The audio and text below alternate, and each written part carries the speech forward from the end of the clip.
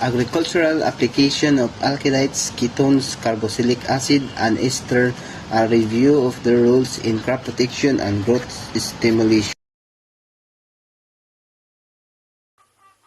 The study addresses the growing need for sustainable agricultural practices to manage pest control, enhance crop growth, and improve crop yield. Traditional agrochemical pose environmental risks, leading to the exploration of organic compounds such as aldehyde, ketones, carboxylic acid, and esters, which may offer more eco-friendly alternatives.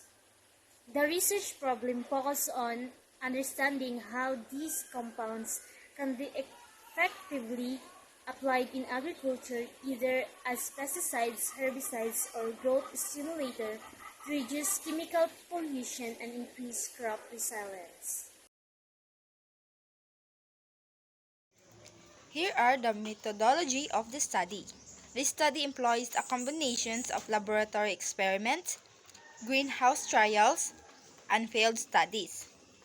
Various crops, including wheat, corn, and tomatoes, are treated with different concentrations of aldehydes, ketones, carboxylic acid, and esters.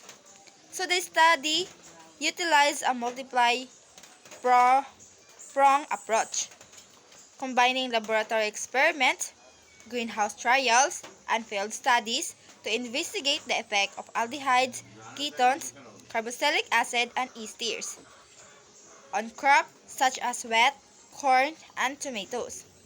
The researchers are likely examining the impact of this compound at different concentrations to understand their potential benefits or drawback for crop growth and yield.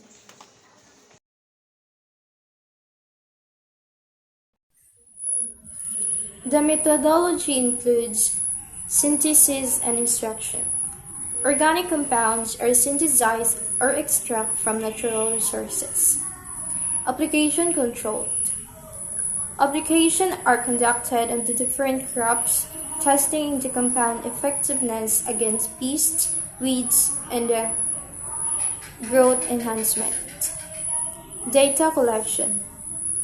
The effect on pest mortality, plant growth rates, yields, and soil quality are monitored over several growth cycles.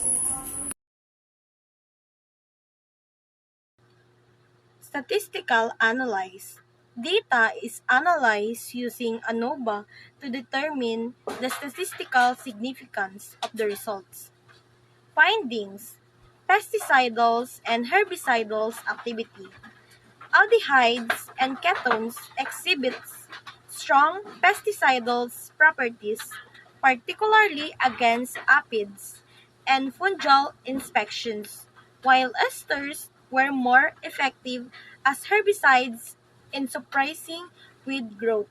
Statistical analysis specifically analysis of variance ANOVA is using to determine if there are significant differences between the effects of different groups of treatments. In this case, ANOVA would help identify the differences observed in the pesticidal and herbicidal activities of aldehydes, ketones, and esters are statistically significant, meaning that they are unlikely to be due to chance.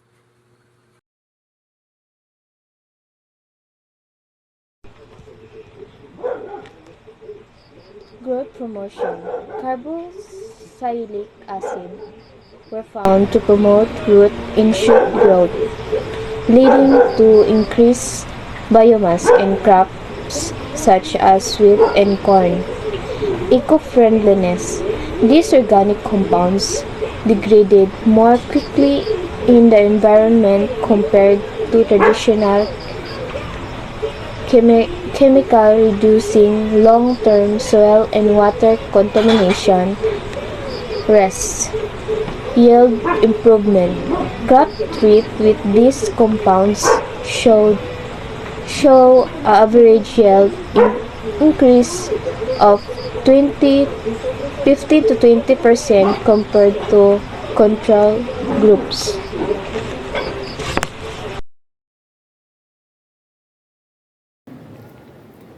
The study concludes that aldehyde ketones, carboxylic acids, and ester represent viable options for sustainable agriculture, although further research is required to optimize their formulations and applications. So, this study suggests that aldehydes, ketone, carboxylic acid, and ester could be promising candidates for promoting sustainable agriculture. These compounds may enhance soil health, promote plant growth, or help manage pests. However, the study also indicates that more research is needed to refine how the substances are formulated and applied in agricultural practices. These optimizations could involve determining the best concentrations, combinations, and methods of applications to maximize their effectiveness while minimizing any potential negative impacts on the environment.